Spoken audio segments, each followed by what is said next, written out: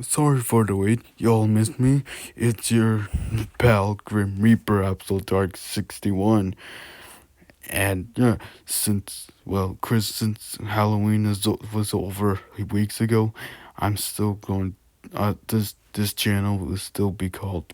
This channel will still be called by this name, Grim Reaper. Yeah, by its name. Yeah, this channel is going to be this. Yeah, the channel name is still going to be the same. Yeah, so yeah, sorry. Yeah, well, I back at it again with another scary story or horror stories from the horror stories section, and yeah, this is just bad luck. Just bad luck because during it seems like that I don't know why, but it seems like that you guys are the old. You guys only seems to be interested in my Halloween stories and my older Halloween stories. You know, back from 2023, and it seems like you guys didn't seem to have didn't seem to care about my other scary story videos, the normal ones, like uh, like I can't think of one, like not one I couldn't think of, but yeah, it seems like you guys are only interested in the Halloween stories and not the scary stories. So please, I just want to entertain you guys, to entertain the Grim Art Nations. Just want to get this video. I just want to this channel to have more subscribers and more views to increase the number of views. So that's all. That is all I had to say. And let's get on with this story. So here we have a normal scary story, which introducing Sting in the Cabin, and a scary story about a creature in the woods that has the power to control men's minds. Hmm. A creature that can. A creature with the power to control men's a creature with the power to control men's minds. Yeah, look, the thing in the cabin. What the? Oh shit! Oh shit! Sorry, guys, but yeah, there it is. A cabin surrounding all like hundreds and thousands of trees. Oh, and if you could see on the top left, yeah, you can see just like when I just zoomed in. Yeah, that must be the creature. Yeah, in the top left of the picture. But so yeah, I don't have to say. Let's get this over with. Here we have. So here is the thing in the cabin. Enjoy. The old man was weak and sick. His body wouldn't last much longer. I made the old man get up and walk to the window. He looked out and saw them standing there in the snow. There were 4 hunters gathered outside the cabin. I saw them too, through my eyes. The hunters carried long guns and they were shivering with the cold. One of them walked up and banged on the door. Hell, hello there, he shouted. Oh, hello there, he shouted. Hello. Hello, we're lost and we need a place to stay for the night. I pulled the old man away from the window and made him bar the door. We have a we have a little money we can give you, the hunter shouted. We just need a warm place to spend the night and a little food if you can spare them. We're freezing to death out here. I made the old man throw another log on the fire. You don't need to be scared of us, the hunter said. We'll leave our guns outside. We don't mean you any harm. I made the old man pick up his rifle and aim it through a slit in the cabin door. Then I giggled as I made him pull the trigger. There was a loud bang. There was a loud bang, and one of the hunters dropped in the snow. He didn't know what hit him. The others were taken off guard. They they dragged their friend's body away and took cover behind the trees. Gunshots exploded, ripping through the wooden door and breaking some of the windows. I released my hold on the old man's brain and he collapsed in a heap on the floor. I, I flew up the chimney and soared above the cabin. The gunshots stopped and the hunters retreated. They would be back. I flew high above the treetops and followed them. When they stopped, I drifted down and landed in the branches of a tall tree. The hunters were below me. They were setting up camp and building the fire. There was there were three of them now, a fat one, a skinny one, and a bearded one. The dead one lay nearby, stating the snow is red with his blood. I had no use for it. The bearded one chopped wood with his axe. He looked healthy and strong. The skinny one was struggling to light the fire, while the fat one just sat there and watched. I listened. I listened as the fat one spoke to the others. He told them that they would camp there for the night, and in the morning they would attack the cabin and kill the old man. I sat there in the branches of the tree and waited for night to come. When dark was when it was dark, I get the man curled up around their blazing fire and tried to get some sleep. I waited until they were lying still, and then I dropped down noiselessly into the snow.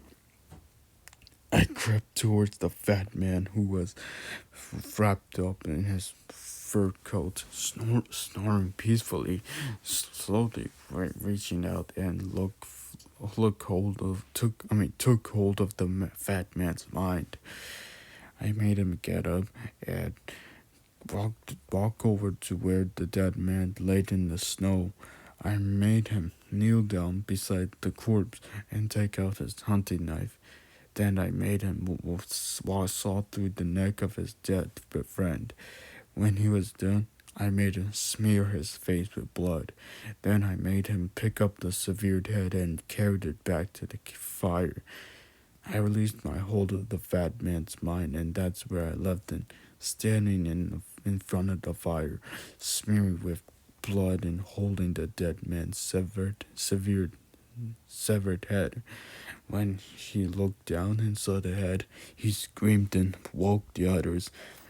They scrambled to their feet and stared in horror at the severed head the fat man was clutching. I watched it all from the safety of the trees. There were shouts and more screams as the skinny one and the bearded one grabbed their guns and blasted the fat man until he lay in a bloody heap on the snow. Now there were only two. They sat by the fire and waited. I watched and waited too. They waited for dawn to arrive. Then they would attack the cabin and kill the old man. The bearded one threw more wood on the fire. He was too scared to sleep. The skinny one was weaker. He lay down and closed his eyes. I took my chance, creeping up to the skinny one and reaching into his mind. I made him take out his hunting knife. I made him slowly get to his feet. The bearded one stared at us, wondering what was going on. I made the skinny one leap across the flames and attack the bearded one. The skinny one, the skinny one was weak, and the bearded one was too strong for it. I knew he would lose the fight. I released his mind and flew into the trees to watch from a safe distance. There was a fierce struggle, but in the end, the bearded one prevailed. He plunged the hunting knife into his friend's chest and left the skinny one to bleed out on the snow. Now there was only one. Well, okay. I flew back to the cabin and slipped down the chimney. The old man laid on the floor where I left him. I took hold of his mind again, and we searched through the cabin. There was not much in the place that I could use. In a rusty metal box, I found a pair of garden shears. The handles were rusty, but the blades were still sharp. I made the old man pick them up. I made him look out the window, and through his eyes he saw the bearded one coming across the snow, his gun at the ready. Come on out, old man, the bearded one cried. Come out, or I'll kill you. He fired his gun, and a bullet ripped through the cabin door.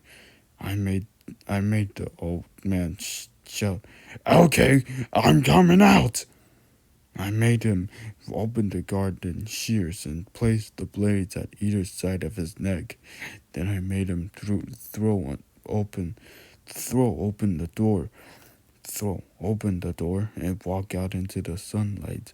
When the bearded one saw him, he stopped in his tracks and raised his gun. What are you up to, you old man? He demanded. The old man didn't say a word. I wouldn't let him. The bearded guy cautiously approached. Why do you have to start shooting at us? He asked. We didn't mean you any harm. We just needed a place to stay. The old man resisted me. For a moment, I lost control. A thin wail escaped his lips. Help me, he begged. I regained control of his mind, and summoning all the strength he had in his withered arms, I made him slam the handles of the shears together. The blades snapped together, slicing off his head. It fell to the ground with a thud. Then his body crumpled and collapsed in a bloody heap. My grip on his mind was broken, and I floated upwards. Well, at least your soul was going upwards. The bearded one was so shocked and stunned that all he could do was stare in horror at the terrible sight. I took advantage of his momentary weakness, dropping onto his shoulders and reaching into his brain to take charge. Now he was mine. After we dragged the bodies into the cabin, we feasted on the remains until I was satiated. Satiated? I don't know. I don't know how to pronounce it. I made the bearded man throw another log on the fire, and we sat down in a rocking chair. Together we rocked back and forth, enjoying the heat from the roaring flames. The bearded one was strong and healthy. His body would last a long time. Okay. Oh my god. I could. I don't. I. I don't know how. I don't know what to say, but this was really a pretty nice, scary story about this. About. Yeah. About thing in the cabin. I don't know. Honestly, I was like lost, like what was going on in the first few sentences. Yeah, I was lost on what was going on exactly until I think it must be the thing. It must be like the moth, that creature. It must be the creature who's the main character of this story. Yeah, the creature with the power to control man's mind. So that must be it. The main character. That is the creature. Holy shit. But alright guys, so that was the thing in the cabin.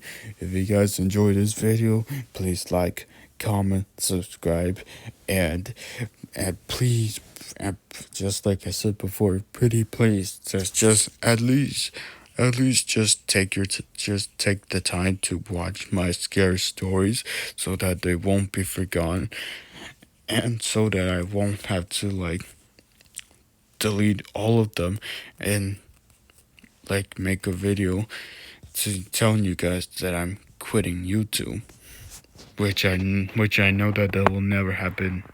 That will never happen. I'm for as long as I live. This better. It will never happen, and I'll make sure of it. but this. but this was really a great story. Thank you so much for sticking around to the end. Until next time, I'll see you in the next video. Please, I mean, peace. What the? Why the heck did I say please?